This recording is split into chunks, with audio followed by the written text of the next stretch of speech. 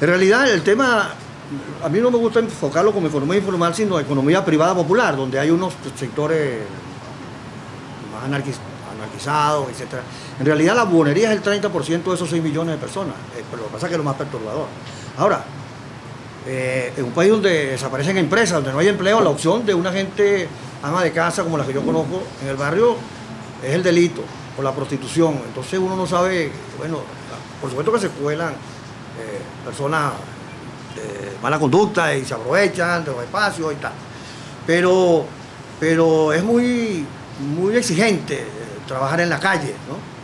Sobre todo las mujeres, tienen que armar un kiosco de madrugada, buscarse unos tipos que lo ayuden todo el día en esto, recogerlo en la noche, recoger la mercancía, entenderse con la policía, con los malandros, con los vendedores de drogas que se ponen al lado. Es un mundo realmente penoso y difícil.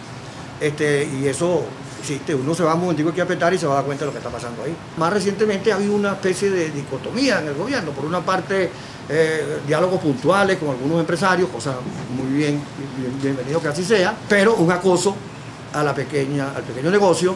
Samán es el rey de eso. Samán tuvo la osadía de decir que la carne había subido porque faltó vigilancia.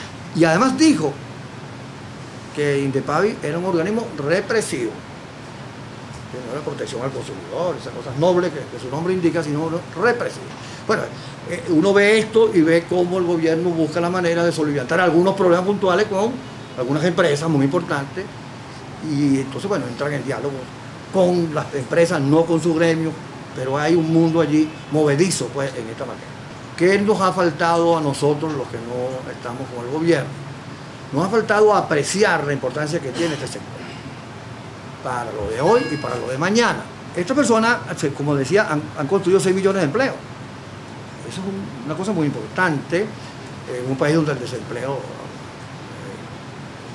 donde el empleo no crece, sencillamente el Estado genera los puestos de trabajo, etc.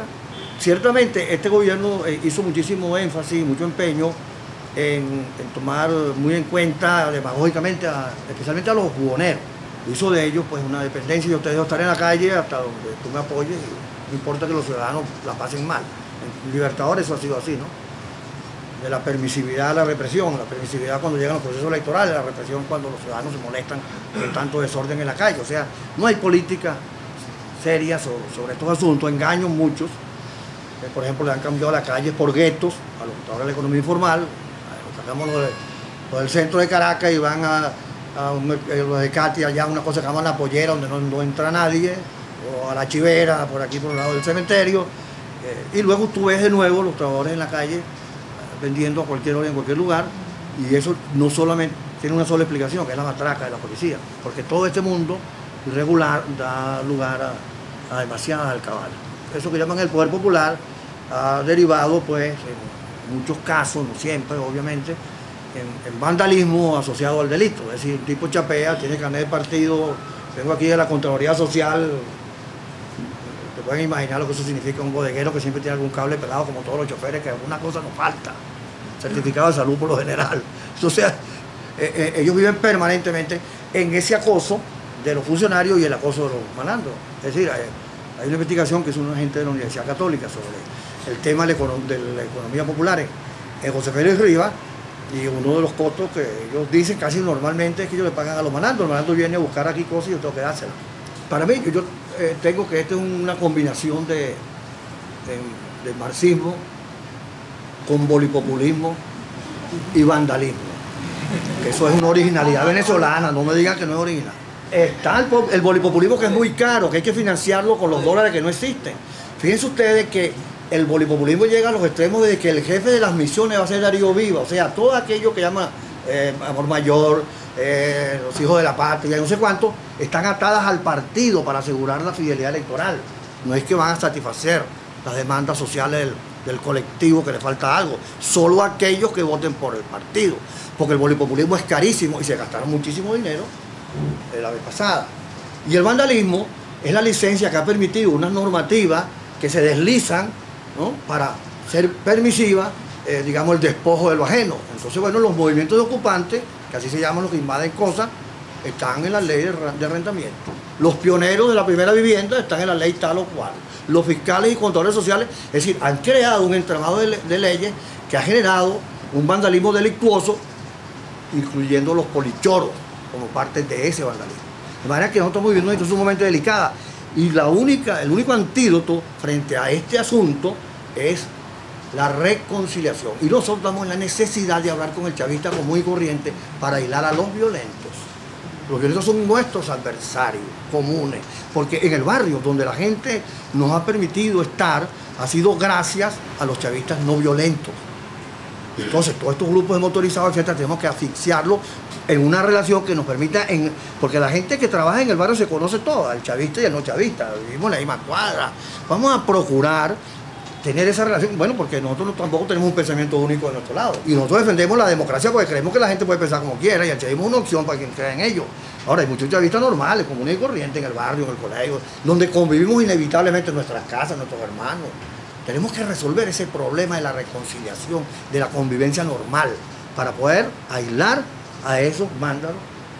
Y por supuesto, tenemos que comunicarle a la gente que este modelo fracasa porque esta cosa económica controlada nunca ha servido ni sirve para nada. En el pasado, la Venezuela de antes, había dos sectores muy fuertes para hacer política, los sectores sociales, vamos a decir así. Los trabajadores de las empresas y los campesinos. Ahora, los trabajadores y los trabajadores por cuenta propia. Bueno, 6 millones no son nada despreciables. Y además son de fácil contacto. Usted sabe la esquina y los consigue. O sea que no hay que buscarlo con mucho afán porque uno se los tropieza. A veces más allá de la cuenta. Ellos se tropiezan a uno. No habrá otra alternativa que hacer de esas intenciones emprendedoras cabales y exitosos negocios. Y para eso se necesita entonces políticas públicas de respaldo a esa gente. Una hablé ya, que es el tema de la seguridad social. Otra es modificar las reglas mercantiles para que una gente pueda legalizar una empresa sin mayores complicaciones y se convierte en contribuyente. Aquí es una traba, es decir, lo mismo, una gran empresa, todos los trámites para registrarse son iguales a un pequeño negocio. Otra es facilitar el acceso al crédito, a la bancarización, políticas agresivas en esa materia. Hay algunos bancos que están haciendo eso, meritoriamente muy interesante, es un mercado importante para la colocación de crédito. Lo otro es la formación para la mejor gestión del negocio. Nosotros hemos propuesto la creación de una especie de INSE del emprendedor, Instituto Nacional de Capacitación del Emprendedor. Sé que el IESA tiene, por supuesto, los programas de formación, pero pensando en este nivel de personas para que hagan mejor lo que hacen y no perezcan tan rápido sus intenciones emprendedoras. Y, por supuesto, toda la política que permita un reordenamiento de los espacios públicos donde se genera mucha anarquía, especialmente en el tema del comercio informal de calle. Es decir, no es lo mismo un comedero chiquero que una calle del hambre, y las calles del hambre pues en cualquier parte del mundo pueden existir y existen, si las cosas se hacen bien, si los alimentos se manipulan adecuadamente, si hay iluminación, si hay seguridad, es decir, si son cónsonos con el paisaje urbano, con la gastronomía local. Muchas cosas se puede hacer, no para pervertir la labor de la calle, sino para aprovechar la potencialidad que significa que una gente se disponga. Bueno, y en los barrios hay un emprendimiento oculto, en las casas, los barrios, especialmente la mujer de los barrios, sostén de hogar en una proporción muy alta, emprende con aquellos oficios que normalmente aprenden en el hogar, peluquería, repostería, etc. Son muchas las que hacen esa actividad, informalmente, lo hacen en su lugar de vivienda, etc. Y a veces prestan servicios ambulantes a algunos de sus clientes.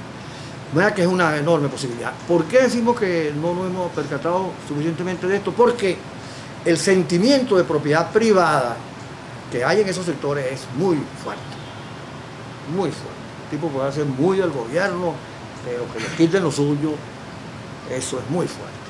Y si nosotros sabemos advertirle a ese mundo enorme el riesgo que todos corremos, si no defendemos la libertad económica y la propiedad privada, tendríamos en ellos unos importantes aliados con nuestra causa. Tienen demasiados derechos negados, tienen una agenda de reivindicaciones por las cuales luchar.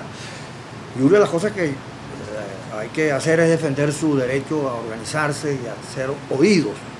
Aquí las alcaldías tienen que hablar con los representantes de los trabajadores que se organizan en el sector de la economía popular para establecer las ordenanzas municipales que correspondan, el uso de los espacios públicos que correspondan, etcétera. Hay allí una plataforma de lucha que se inscriben más en la lucha de los derechos ciudadanos y que ellos, cada quien de ellos pues, tenga la opción política que le parezca, ¿no? Y el fracaso de Carlos Andrés Pérez no son ni las medidas ni los ministros, es que Carlos Andrés Pérez se sobreestimó pues como líder y no negoció ni siquiera con su partido. Entonces el problema es diálogo y concertación con actores distintos al político. Es decir, con el político que no es del gobierno, es un diálogo de los políticos, con el sector empresarial y con el sector sindical en el caso que corresponda pues, al tema relacionado con el mundo del trabajo. Entonces, nuestro problema es conseguir unas condiciones para que vuelva el país a vivir del diálogo y el entendimiento. Y el gobierno cambia su conducta o el gobierno perece. El gobierno hace unos amagos de cambiar, de dialogar aquí, de no dialogar con todos, de no dialogar con los políticos, de establecer diferencias entre políticos de la oposición. Estos son los fascistas, estos son otra cosa. Leopoldo López es el violento. Si trata de intrigar y tal. Pero hay un problema, que el país es la mitad distinta al del gobierno.